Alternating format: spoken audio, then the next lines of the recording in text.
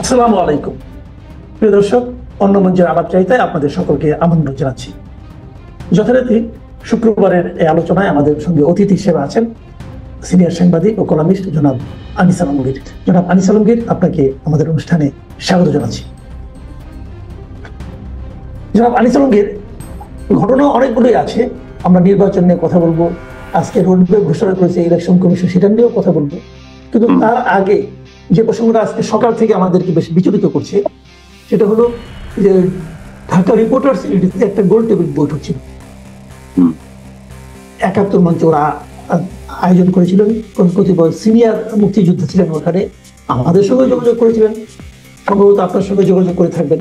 তো তাদের সেই অনুষ্ঠানে সেটা বিষয়টা ছিল সম্পূর্ণভাবে আলোচনার বিষয় ছিল সংবিধান নিয়ে, সংবিধানের যে পরিবর্তনগুলি হচ্ছে তো সেটা নিয়ে আলোচনা। আইন বিভাগের অধ্যাপক হাফিজুর রহমান কার্জনও ছিলেন, সিনিয়র সাংবাদিকরাও ছিলেন। হঠাৎ করে সেখানে কিছু লোক মব আকারে স্লোগান দিতে ঢুকে পড়েছে হ্যান্ড মাইক নিয়ে। তারপরে দেখলাম তারা ওখানে বেশ কিছু ভাঙচুরও করলো, অনেকে উঠতে গেলো তাকে ধাক্কা দিয়ে ফেলে দিল, একজনকে দেখলাম হ্যান্ড মাইক দিয়ে বাড়ি দিয়ে ফেলে দিল। এই যে মব তৈরি করা, একটা সময় পরে সেখানে পুলিশ আসলো। পুলিশ এসে যারা মব তৈরি করলো তাদের কিছু বললো না, মব দ্বারা যারা আক্রান্ত হলেন তাদেরকে ধরে নিয়ে গেলেন। তো এই ঘটনা আমার ধারণা আপনি নিজেও এটা নিয়ে একটা সোশ্যাল মিডিয়া ফেসবুকে একটা আপনার দিয়েছেন, পোস্ট দিয়েছেন। তো এই ঘটনাটাকে আপনি আসলে কিভাবে দেখছেন আমাদের এই সময়? এটা তো সরকারকে ডিফেম করার জন্য একটা বড় ধরনের চক্রান্ত মনে করি আমি, সরকারের ইমেজকে নষ্ট করার জন্য। এখানে কে কোথায় সমাবেশ করবে সেটা সরকার থেকে তো অনুমতি নিয়ে থাকে, আর সরকার থেকে যদি অনুমতি নিয়ে না থাকে তাহলে সরকারের বাহিনী আছে, তারা বন্ধ করে দেবে। এখন যদি প্রত্যেকটা অর্গানাইজেশন এভাবে যদি কোনো সমাবেশ করতে যায়, সেখানে যদি এভাবে মতামত সন্ত্রাসীরা, ট্যাগ সন্ত্রাসীরা যদি আক্রমণ করে, তাহলে তো জগতে কোথায় কিছু হতে পারবে না। এটা তো সরকার যে বলছে ডে ওয়ান থেকে আমরা মত প্রকাশে বিশ্বাসী, সেটার জন্য একটা মারাত্মক হুমকি। এবং আমি ব্যক্তিগতভাবে বিশ্বাস করি সরকার তো এদের কাউকে বলে নাই যে তোমরা গিয়ে এটা করো। এটা যারা করছে অতি উৎসাহী লোকেরা করেছে। এবং যে লোকটার নাম এখানে এসেছে, আমি ওনার নাম বোধহয় সাকিব, বোধহয় এই জাতীয় একজন লোক নাম এসেছে। দেখেন সোশ্যাল মিডিয়ায় ওনার নামে প্রচার হচ্ছে, ছবিগুলো বের হচ্ছে। একটা ছবি হচ্ছে ডাকসুতে যে নির্বাচন করছে, যে ভিপি পদে এবং সেক্রেটারি পদে ফরহাদ, ভিপি পদে যে ছেলেটার নাম আমার মনে পড়ছে না, কাইয়ুম, সাদেক কাইয়ুম এবং জিএস যে ফরহাদ, এই দুইজনের সঙ্গে তার ছবি দেওয়া, মানে এদেরই ঘনিষ্ঠ লোক বলে দেখাচ্ছে। এবং জামাতের আমিরের সাথেও তার ছবি, 3টা ছবি এসেছে। এবং জামাতের পতাকা উড়িয়ে এই লোক মিছিল করছে, সেই ছবি আছে। তাহলে এখানে এরকম একটা ক্রুশিয়াল একটা নির্বাচনের কালে জামাতে যে দুইজন বা ছাত্র শিবিরের 2জন প্রতিনিধি এখানে প্রতিদ্বন্দ্বিতা করছে, তাদের ভালো ফিল্ডও আছে, তাহলে এটা তো তাদেরকে ড্যামেজ করা। এবং তাদের প্রতিপক্ষ এরকম দেখাতে পারছে, দেখো জামাত যদি ক্ষমতায় আসে, ছাত্র শিবির যদি ক্ষমতায় আসে, মত প্রকাশের স্বাধীনতা কোথায় যাবে। এই লোকগুলা ঢাকা ইউনিভার্সিটি ভিপি প্রার্থী এবং সেক্রেটারি প্রার্থীর এই লোক ঘনিষ্ঠ লোক, তাহলে ওদের পৃষ্ঠপোষকতা ছাড়া তো এটা হতে পারে না। তো এই সেন্সে আমি বলবো যে এটা কিন্তু জামাতের জন্য ড্যামেজ, এটা সরকারকে ড্যামেজ। আর দ্বিতীয়ত বাংলাদেশে মত প্রকাশের স্বাধীনতা আছে, সরকার বলেছে। সেই জায়গায় যদি এটা হয়ে থাকে, তাহলে এটা আরেকটা বার্তা দিচ্ছে যে আসলে মত প্রকাশের স্বাধীনতা নাই, এখন যেখানে যা ইচ্ছা তাকে ধরে নেওয়া যায়, কথা বলা যায়। আপনি বলছিলেন যে আপনাকেও আমন্ত্রণ জানিয়েছিল, আমাকেও আমন্ত্রণ জানিয়েছিল। আমি ভাই সাংবাদিকতার অর্গানাইজেশনের বাইরে কোথাও আমাকে দাওয়াত দিল, আমি এগুলো অ্যাভয়েড করি। কারণ আমি কোনো রাজনৈতিক গন্ধওয়ালা কোনো অর্গানাইজেশনে যেতে চাই না।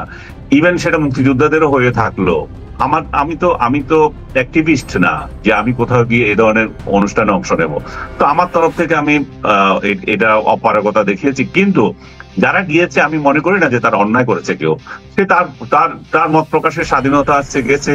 আমি যাই নাই, আপনি যান নাই, বা আরেকজন যান নাই, অনেকে তো গেছে। এখন এই যাওয়াটা তো কারো অপরাধ না। অপরাধ হচ্ছে যে সেখানে গিয়ে যদি তারা এমন কোনো বক্তব্য দিয়ে থাকে, তোরা তো বক্তব্য দিতে পারে নাই, বলতেছে এরা আওয়ামী লীগ এবং যুবলীগকে প্রতিষ্ঠা করার জন্য এসেছে। আমি বুঝি না লোকজনকে এত বোকা নাকি, যে আওয়ামী লীগ হচ্ছে শেখ হাসিনার একটা বড় সম্পদ, এটা ট্রেজার না, এটা গুপ্ত মানে খনি। এবং আওয়ামী লীগ ওনার হাত থেকে তো এখনো যায় নাই। আর যুবলীগ হচ্ছে যে ওনার ফুফাতো ভাইয়ের খনি। এরা এগুলাকে নিজেদের হাতে রেখেছে। এরা কেন অমুকেরা তমুকের এই দায়িত্ব দেবে যে তোমরা যাই আমাদেরকে উদ্ধার করো?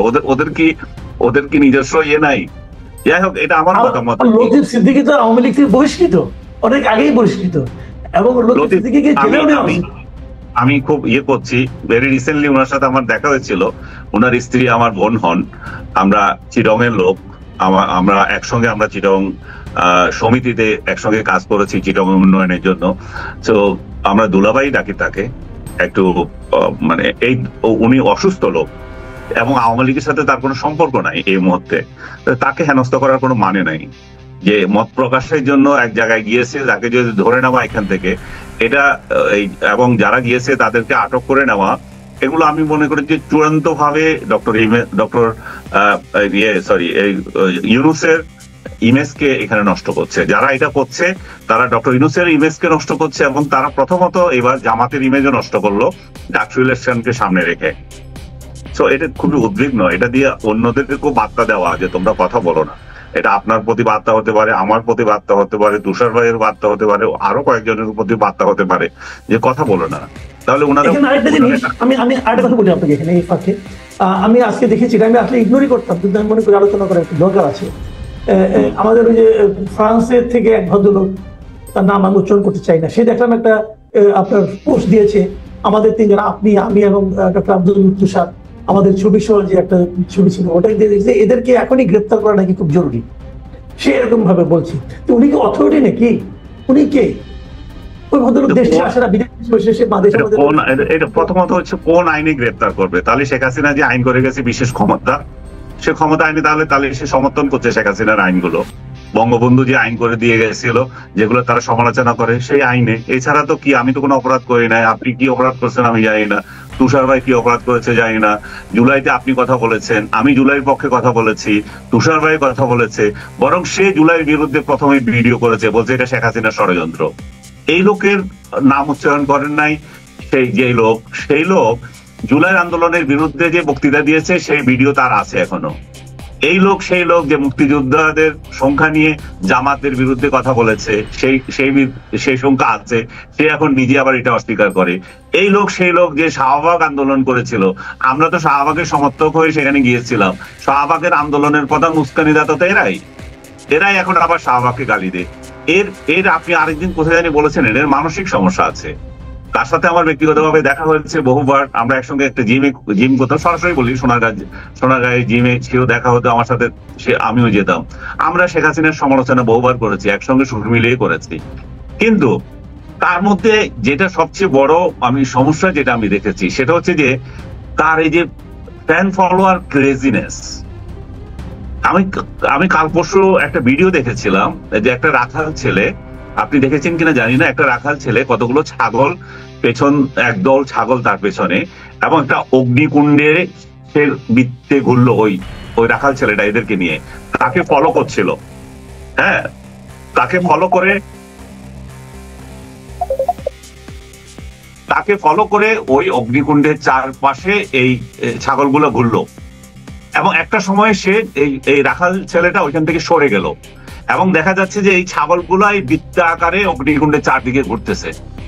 এবং এই দৃশ্যটার সঙ্গে সঙ্গে আমার মনে হলো যে পিনাকির কথা, যে পিনাকি যার নাম উচ্চারণ করতে আপনি দ্বিধা করছেন, আমার মনে হচ্ছিল যে পিনাকি নিজেই এটাই মনে করে যে তার যে ফলো করছে তারা বোধহয় এই ছাগল প্রকৃতির লোক। এই ছাগলগুলোকে সে যেটা বলবে সেটাই করবে। ছাগলগুলোকে বলবে 32 নাম্বার আক্রান্ত করবে, ছাগলগুলোকে বলবে অমুকের এই কর, সেই করবে। ছাগলগুলোকে বলবে যে ডক্টর ইউনূস খারাপ, তার বিরুদ্ধে ভিডিও বানিয়ে গালাগালি করবে। এই লোক দেখেন সে আসলে কি চায়, আমি সেটাই বুঝলাম না ভাই। আমি আরেকদিন তাকে একটা ভিডিওতে বলেছি যে পৃথিবীর অন্যান্য দেশে যাদের ফ্যান ফলোয়ার বাড়ে, তাদের একটা রেসপন্সিবিলিটি বাড়ে। তারা এই লোকগুলোকে দিয়ে সমাজের উন্নয়নমূলক কাজ করতে চায়, যে আমার ফলোয়াররা এই কাজটা করুক। আর এই লোকটা একটার পর একটা ধ্বংসাত্মক কাজ করা ছাড়া তার কোনো ভালো নির্দেশনা নাই। সে ডক্টর ইউনূসকে গালাগালি করে, সে আসিফ নজরুলকে মা মাসি ধরে গালাগালি করে। সে গালাগালি করে না এমন কি আছে? সে বিএনপি নেতাদের তারেক রহমানকে গালাগালি করছে, তারপর সালাউদ্দিন ভাইকে গালাগালি করছে, মির্জা আব্বাসকে গালাগালি করছে, সবাইকে গালাগালি করছে, ইভেন জামাতের আমিরকেও গালাগালি করে আবার তার পা চাটে। তো এই যে এটা মেন্টাল রোগ ছাড়া আমি তো আর কিছু দেখি না। আমি পার্সোনালি তাকে একদিন জিজ্ঞেস করলাম, তার সাথে আমার যোগাযোগ আছে, আমি তাকে বললাম যে ভাই এখন তো হাসিনা নাই, এখন বাইরে থেকে কি লাভ? দেশে আসেন, এই যে ডক্টর ইউনূস যে ভদ্রমহিলাকে স্বাস্থ্য খাতের দায়িত্ব দিয়েছে, এই মহিলার তো কোনো অভিজ্ঞতা নাই। আপনি স্বাস্থ্য কার্ডটাকে একটু দেখেন, তাদের সাথে যদি আপনার সম্পর্ক ভালো আছে, আপনি যদি স্বাস্থ্য খাতের দায়িত্বটা নেন তাহলে ভালো করতে পারেন। সে আমাকে বলছে যে আপনি কি মনে করেন যে আমাকে এই দায়িত্ব দেবে? আমি বললাম যে কেন দেবে না, আমি তো মনে করি দেবে, বিএনপিও দেবে আপনাকে, আপনি যদি চান। না, আপনার ধারণা ভুল। তো আমার মনে হচ্ছে তার একটা ফ্রাস্ট্রেশন জাগছে, যে সে আশা করেছিল ডক্টর ইউনূস তাকে হেলিকপ্টার পাঠিয়ে নিয়ে আসবে এবং এই যে তার ফ্যান ফলোয়াররা এখানে আন্দোলন করবে যে ইউনূস ফিনাকিকে কেন আনো না, এই ধরনের একটা ফ্যান্টাসিতে ভুগে সে এইগুলো করছে। আমি তাকে হাত জোট করে অনুরোধ করব, ভাই এইগুলা ছাড়েন। আপনার যেহেতু একটা সুনাম আপনি অর্জন করেছেন, ফ্যান ফলোয়ার আছে, এই দেশটাকে উন্নয়নের জন্য কিছু কাজ করেন। আমার ফ্যান ফলোয়ার পালার দরকার নাই, আমি ভিউ ব্যবসা নিয়ে করি না, আমার ওই ফলোয়ার ব্যবসা করি না। আপনি এটা করছেন খান, কিন্তু জাতির জন্য একটা কিছু করেন। আপনি শেখ হাসিনার পতনে ভূমিকা রেখেছেন, সেটাতে কি কেউ কোনোদিন আপনাকে কেউ কিছু বলেছি, বা আপনি বলেছেন, অন্য কেউ বলেছে?